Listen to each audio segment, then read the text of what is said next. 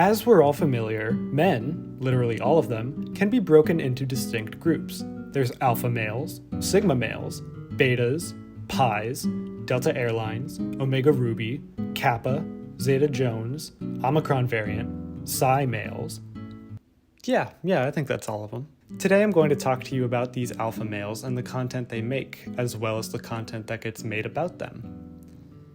And also how the very real problem that all of this represents is not being solved at all. By now, you've undoubtedly heard the term alpha male used before, right? Whether it's used to describe humans or animals, it's how we title a leader, right? Like a desirable source of strength. And you have to remember that all of that is completely made up, like it's not real. Back in the 1960s, a German scientist studying wolves went, "Oh, they clearly follow a social structure based on strength and power, and they undergo a contest of champions to see who is the alpha." And then after his study was published, he turned around and went, "Oh, nope, it's siblings. Nope, they picked power structures based on seniority and age. I was wrong. It's not alphas. Hello? Is anyone listening? Hello?" But it was too late, and men had been ruined forever. This concept of an alpha has been adopted into our idea of what we're told the peak of masculinity is. The idea that boys need to show strength and have dominating mindsets to win over women and respect. How they got all of that from a botched wolf study, I don't know, but it's about podcast and grindset posts now. The idea is that by looking good and being monetarily successful, you have won the game of what society expects from you, and these alpha men are the people who won and who all of the women are attracted to, whereas beta males, or failed alpha males, are meek and quiet, unsuccessful, and women don't even want to look at those dang women. Now, if you are someone who believes in this alpha male idea, you might be typing out a comment right now to tell me how wrong I am, and for just a second, bear with me as I dismantle their entire system in a fun little segment I like to call Wake Up, It's a Scam. Let's play by your rules and just pretend all of this alpha power structure stuff is real. The hosts of these podcasts, the ones giving out advice, call themselves alphas, right? We can agree that they are alphas because they're the ones giving out expert advice on it. And obviously, being an alpha male means you're winning the competition for women in power, right? You're the top dog, the leader of the wolf pack. Betas don't have any women, and the alphas do. These guys are doing it. So tell me this. Why would a successful alpha want to help you be like them? Why would they give out those secrets? Why would they want to encourage there being more alpha males out there polluting their dating pool if they're winning this game? They have nothing to gain from you being like them. It creates more competition for them. Why would they want to give you any advice that would make you stop listening to their podcast? They're trying to teach you how to be alphas, but if you become an alpha, you don't need them anymore. And they don't want that. What they want are repeat customers. So they intentionally feed you bad advice, so when you go out there and it doesn't work, you come back to them in order to learn more. You can't really trust anything they're telling you because if it works, you leave them.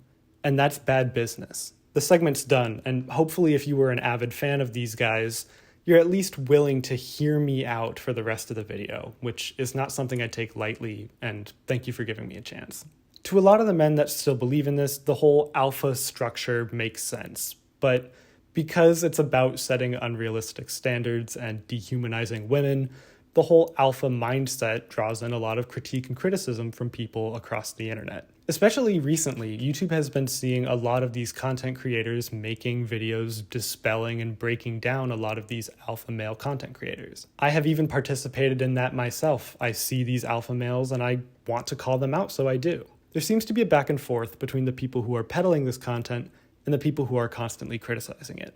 The algorithms on YouTube and TikTok have sniffed out this popular trend, and now content from both sides of this argument are being pushed out to wider and wider audiences every day. It's just one of those cycles of content that feeds into itself endlessly. And that's actually where I have a problem with things. So today we're going to talk about it. Nobody asked, but I'm inserting myself into things. There are a lot of really good videos out there that break down alpha male content and explain why all of it is just bullshit. So why aren't they all gone? Why are alpha male videos still raking in large amounts of views if we've disproved all of their points? Why is there still a back and forth at all if their logic is so easily disproved and dunked on?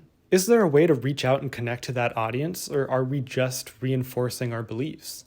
Fighting back is one thing, but is there an alpha male cure? I want to answer that question, or at least try to. But I am a little biased because, as I've said, I've critiqued alpha male videos before, and a lot of the people in this space that do so, I am lucky enough to call friends of mine. I agree with all of their points about these misogynistic and sexist ideas, and I don't buy into the alpha male mindset at all. But it is important to me to know what these people are like, and not just from the clips my colleagues have shown. I need to inspect this rotten apple from the vine it came from, so it's time to get manly, get amped, and just listen to some podcasts. If we're going to try and understand why these boys are flocking to alpha male content, we should probably watch some and figure out what exactly is being said to them. But before any of that, we should go over what we already know. The textbook definition of masculinity is handsome, muscled, and driven. We're told that the ideal man has all of these traits, which means if you don't, by this logic, you are less than ideal. What we're told being an alpha male earns you is respect, comfort, a loyal partner, and success, right? Top of the chain, answers to no one, an alpha wolf who leads the pack and doesn't take orders. Here's a game we can all play. Close your eyes and just try to imagine who you think the ideal target audience is for one of these alpha male podcasts. Just try to picture what the average fan would look like. Just take a few more seconds, and now open them. And now you can check your answers by going to any one of these alpha male Instagram accounts and just scrolling through their followers. Odds are you are probably pretty close. You have to think of alpha male influencers like a business, and like any smart business, they don't just want to advertise to anybody.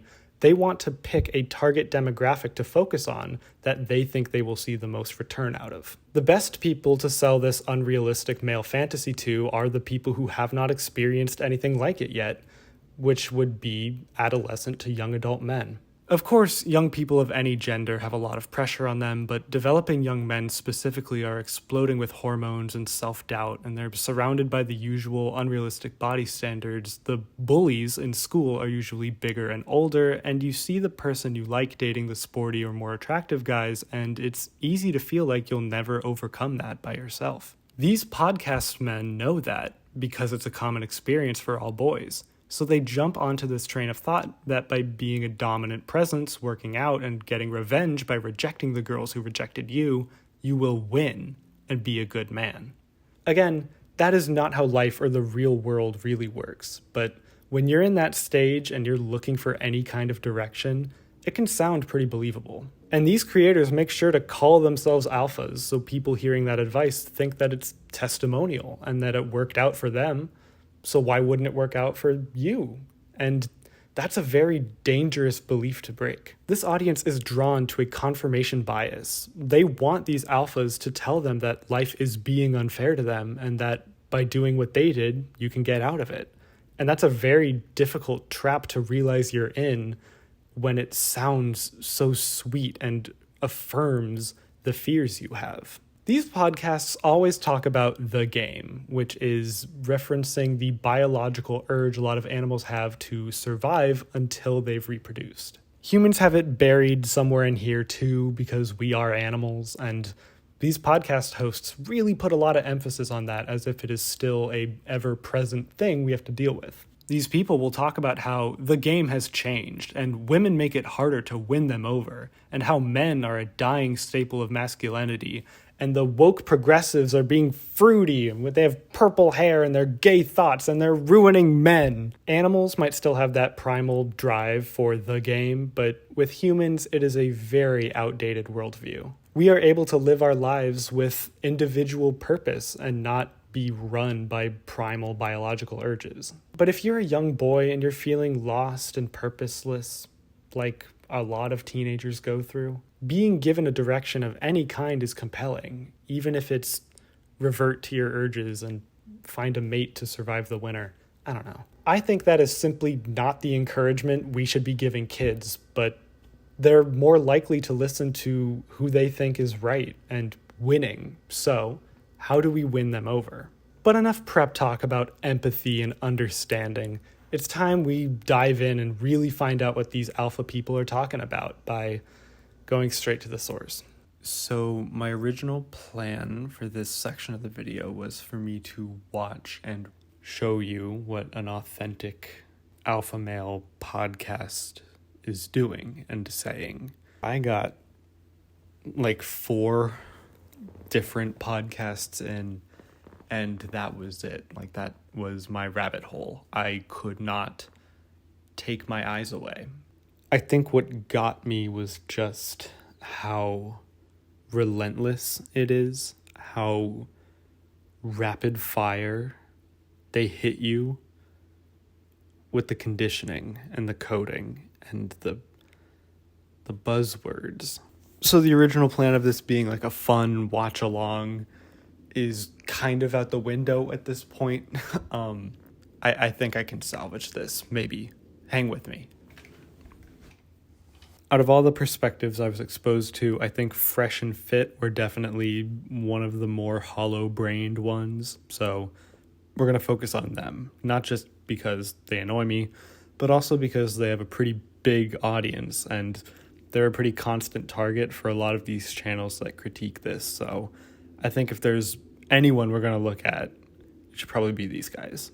After looking at their channel, I saw a recent upload titled, "This is the End Goal with Modern Women," and curiosity just grabbed my hair like Ratatouille and made me click play. I had to know what their thoughts were. I was dying to hear it. I definitely think that, every guy should go through the phase of understanding how to get women, how to run through them. But eventually I do think that you're going to find ultimate happiness, like getting in a relationship with a woman that is earning her keep with you. That's right. Preach. Right? Don't just give it out to her. You got to put these bitches to work, man, because, if they don't, they're just going to get out of line.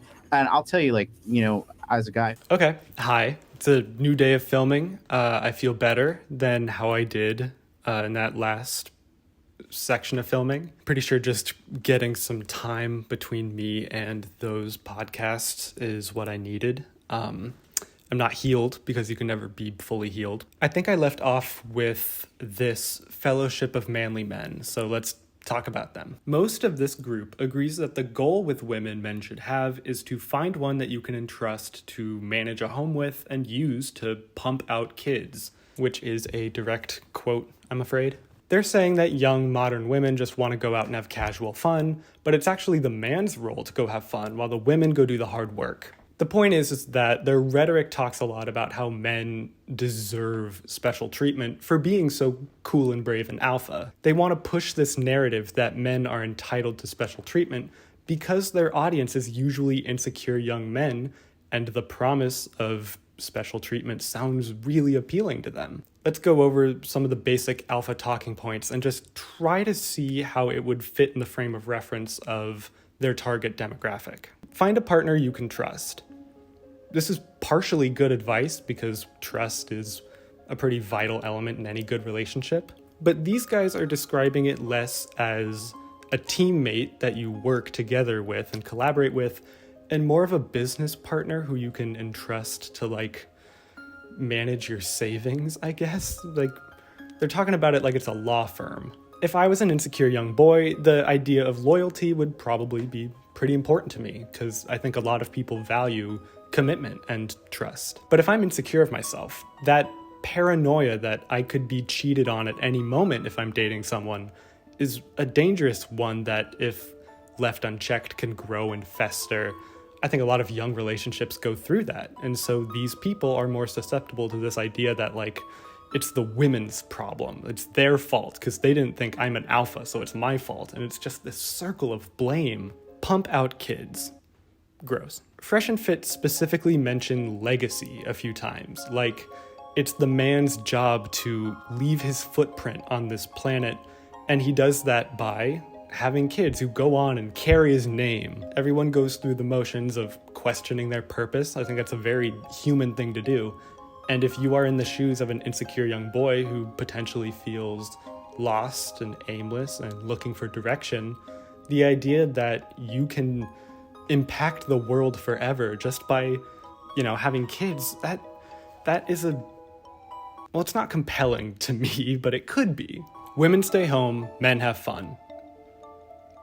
This one is just a double standard. It's just blatant sexism. There's no real support you can give this argument. It is just tapping into that selfish desire to do whatever you want while your partner has to be loyal to you. Because if they went out and did that, you'd be mad and make a podcast about how terrible all women are. The point that I'm trying to make here is that when I hear this, and hopefully when you hear this, none of it sounds like critical thinking. Like, there's no really good nugget of information here. Like, it's just blatant misogyny. But we are not who they are making this content for, right? They are targeting a very specific demographic who is more susceptible to being radicalized by these ideas and could potentially lash out and harm people when they inevitably don't work. And yeah, people are engaging with this stuff. It's not like it's just falling on deaf ears. Like, here are some comments on that clip.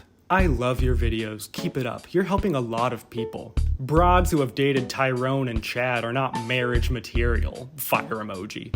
Great panel, and more of this. Never negotiate your happiness as a man. Women can't make you happy, but a man in his happiness attracts all women. I choked up on a bad femme after her drink. Remember 100 years ago at the beginning of this video when I did that cringy segment about this whole thing being a scam? Well, I'm still right. There is nothing in this podcast or any of them that would actually help people have a healthy dating mindset. Not all relationships are the same, to be fair, and yes, there are some people who this will work with. Like, if you're rude to someone or only want someone for their body, there are people who are into that. So there is a section of people that the alpha advice will work for. But again, if we have to go insecure boy mode, those adolescent hormones are probably telling them that all they really want to do is use people for pleasure. But I think if you're insecure and maybe feeling lonely and you're listening for dating advice, I think what you really want is a reassuring and nurturing partnership with someone who you feel supported by. Like, I might be throwing that out there just for no reason, but I'm pretty sure deep down, a lot of the people who listen to these podcasts, what they're really looking for is someone who is willing to understand them.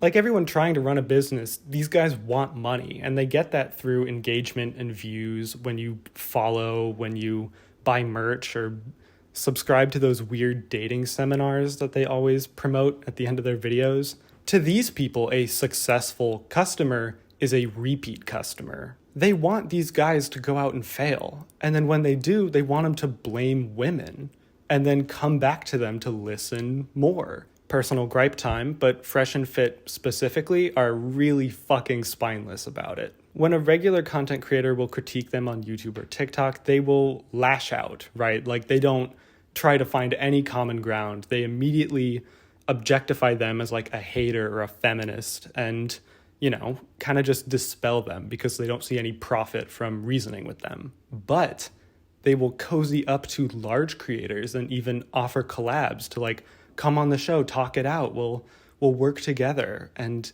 it's just a ploy to grow their own audience. Some of the creators I'm close with have shown me proof of this themselves. Like, Fresh and Fit will invite you onto their show and like, under the guise of a civil discourse, offer to come to an understanding if you have a big channel and they think that they can mooch some of your popularity off of you.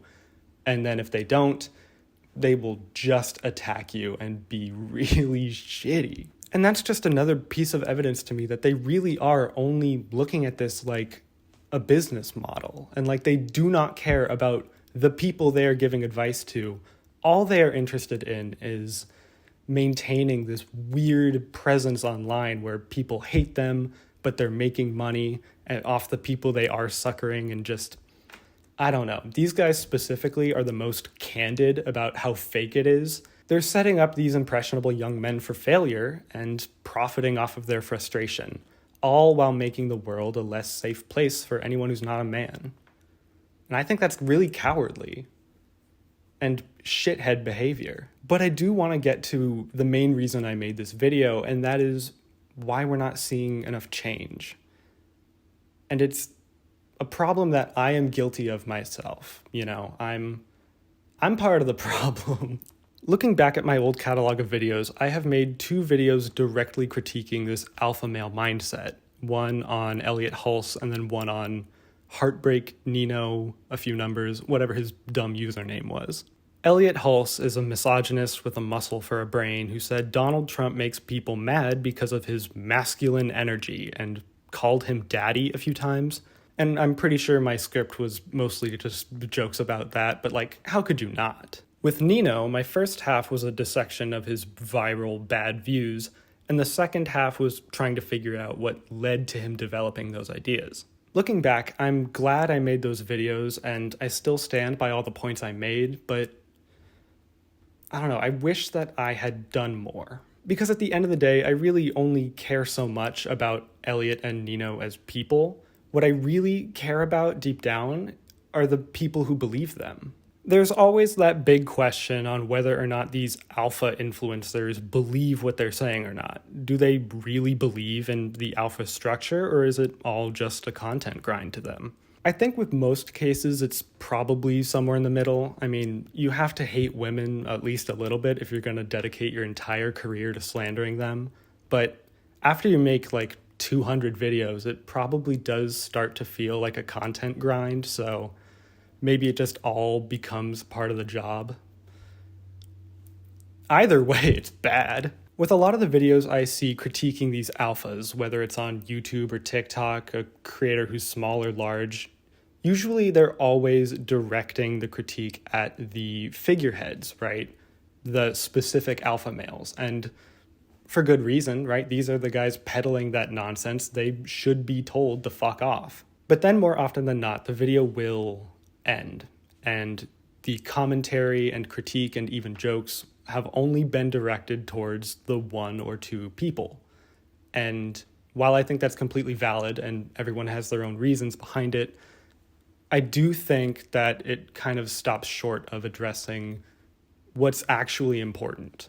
What is the goal of a critique?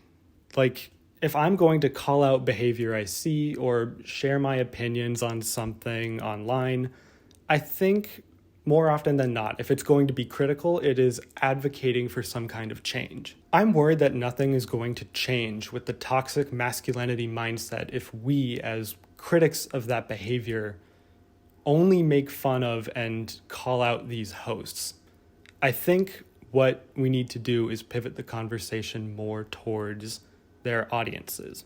If you were an insecure young man, sorry to keep putting you in those shoes, but if you were a young insecure boy and you felt seen and accepted and even appreciated by these alpha hosts, and then you came across a video where someone's just making fun of them and kind of just saying they're wrong, like, are you more likely to sit down and engage reasonably with those arguments? Or are you going to get hot and emotional and angry and fight to support them? Sometimes I'll scroll down to the comment section of these videos, and especially with smaller creators, their comment section is usually full of these emotional and defensive people who are lashing out in order to help support and stand by these alphas who they think are there to help them. I do think that this mindset deserves to be critiqued and even made fun of, but I'm also not surprised that the fans of that content are exploding and melting down and lashing out in these comment sections. And you might brush off my argument by saying that these people are part of the problem and they don't really deserve any sympathy and they're just hopelessly misogynist and sexist. And I will agree that they're part of the problem, like, obviously, but I don't think they're hopeless. I don't think they're hopeless. I know that it's possible to reform this way of thinking, and not only that, but I think it's really important that there are more systems in place to actively encourage these people to open up and connect with others, because we've seen that when it doesn't, it can get really fucking dark. We're shown time and time again by both minor outbursts and major ones that these disenfranchised young boys are the ones who lash out and enact violence onto others as a way to be seen or to disrupt order or just to inflict violence. And of course, I am not saying that these YouTube commentary videos are the last line of defense before someone goes out and enacts domestic terror. What I'm saying is the mindset of just giving up on these people is defeatist, and I'm not willing to accept that yet. And these alpha male podcasts are enabling it, right? They're giving out this golden advice, and they're saying they're alphas, and it's basically a promise, like, if you do what we did, you'll be as successful as us. And a boy who listens to that might go out and try to use that golden advice to meet someone, and odds are it's not going to work because it's designed for failure. The podcast is hoping that the boy will then return to them in order to regroup and try again, but how often do you think a self-conscious and beat-down, fragile mind and ego can take being told golden advice and then having it not work out for them? That feeling of shame and inadequacy and the idea that the system the world follows is incompatible with you is a slippery fucking slope to feeling like a lost cause. And that is what we see in these people who lash out against themselves or others. In today's age, the online consumption that these young people go through is more vital in that equation than ever. And the fact that they keep wanting to blame it on violent video games or like bullying is ignoring the problem. Again, I promise I'm not trying to imply that YouTube commentary or even those alpha male podcasts have an indisputable link towards these acts of violence. It is no one's responsibility to save these people but themselves. But maybe if the general conversation around men's self-help or dating advice or life purpose wasn't so geared towards dominating women or becoming an alpha in society, then maybe these people would be easier to connect with before it's too late. These podcast hosts make for good punchlines. They're often dumb and usually seem emotionally stunted. But the audience should not be the punchline because that pushes them away. And I think those are the people that it is the most beneficial to try and help. If the video doesn't at least try to connect with or even speak to that audience, then the alpha males are always going to be one step ahead. I would imagine that it is harder to convince someone of anything if you're just trash talking the ideology they believe in and then ending the conversation before explaining why that's important. I wish that I had done that with my videos because, yeah, there were people in my comment section who came from their fan bases who were just angry and telling me off, and the natural reaction is to go, oh, well, fuck you back. So when they would lash out at me, I would just shrug it off and not reply. And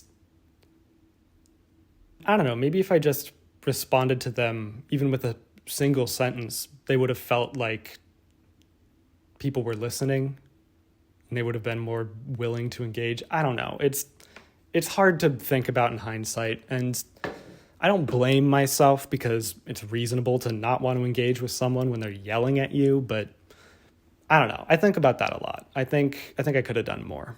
This video is not a critique or a call out to any of the creators who have ever talked about or responded to alpha males because, yeah, if you don't want to engage with these people, that's reasonable. If you make a video and you just make jokes and it ends, that's not the end of the world. It's understandable. All I'm saying, I think, is that from here on out, maybe if we approach these conversations with the intention of speaking to that audience, maybe we can connect with them more and turn them away from these ideas that the alpha males are preaching onto them. To me, that seems like a good step to take. The issue is, how do we do that? When I was in my early teens, I was intensely insecure about myself. I hated the way I talked, I hated the way I looked, hated the way I acted around people, and I would just beat myself up a lot over everything. I was quiet in all of my classes at school. I didn't really put any effort into connecting with people I didn't think would understand me. All of my crushes were unrequited. And I don't know, I think I just internalized all of that shame and embarrassment. into a pit of self-esteem issues that took me a while to shake off. What saved me were the people I surrounded myself with. The few friends I had were all very kind and unique people who uplifted me and who helped me break out of my shell over time. A lot of time, but I got there. I have good parents who taught me to be kind and understanding and to respect people even if I didn't know them. And by leaning into that, I was able to maintain more friendships. I started dating in college, and overall I just started saying yes to more social experiences, even if they scared me. I curated the creators I watched online to be people who promoted empathy and connectivity, not just ridicule. And by watching them, I learned how to express myself and verbalize my thoughts in a way that I think has helped me in every social situation I've ever had. A lot of things worked out for me because I had good friends, I had good parents, and these creators were creating the stuff they were. And I don't know, I think a lot about the people who don't have what I had. And more than I should, I think a lot about the people who feel as I did in my early teens, just anxious and nervous about everything and who haven't been able to break out of that shell yet. When you're stuck living in that moment and you have to deal with those super fun, dark thoughts that adolescence just drowns you in, it's easy to be influenced by anyone who represents or promises control. And these alpha male podcasts are taking advantage of that in order to convince these people that they know the secret, and if they subscribe, they can learn it too. I know from my own life that it is possible to get through that dark place and come out the other side as a better, more rounded person. But I also know that my experience is not universal, and not everyone has access to the sources that I did. I got through that dark place without engaging with the alpha mindset or dehumanizing non-men every chance I got. So I know it's possible. So how do we convince these people that they can do it without the alpha shit? At the end of Noah Samson's amazing video on one of these channels, he promoted a subreddit for men's liberation, and after scrolling through it, I think it's an incredible resource that helps open eyes towards being a man in a healthy way. I think it would be a good resource if more video creators and the people who are honestly leading this discussion would link to this source or others like it at the end of their videos and offer a resource for these people to look into, even if it's just out of curiosity. It might take more effort or research in order to find more credible sites or ones that we know will help people, but I think including a promise of positive hope in your videos is definitely a good place to start. Additionally, I do think the way we approach and talk about this can break the echo chamber that these alpha influencers have people trapped in, but only if we do it in an approachable way. Making fun of the toxic masculinity mindset is warranted and even does something to help show how ridiculous the whole thing is. But I do think there is value in approaching the audience as people who can be reasoned with. And even if we can't convince them fully, at least offering an alternative and opening that door for them. It's a good sign to give them, I think.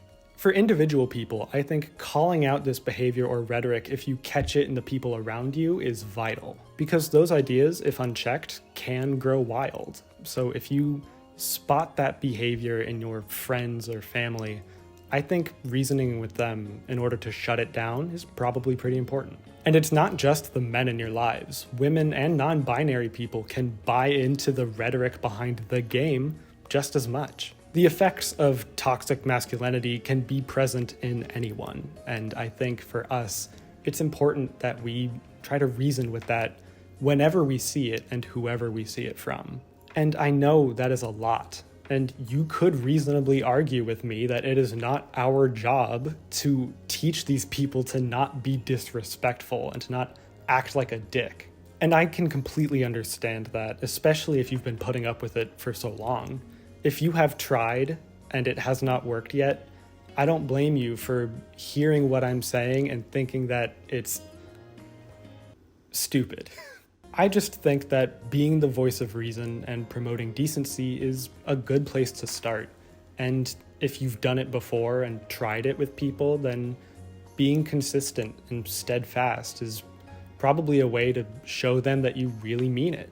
Even if you can't be the person to completely convince someone to not be sexist, then at least you tried and you offered them an alternative. You just have to remember that, again, you cannot save these people. They have to save themselves. But we all need help with that sometimes. I refuse to stop believing that a healthy societal view of masculinity is possible.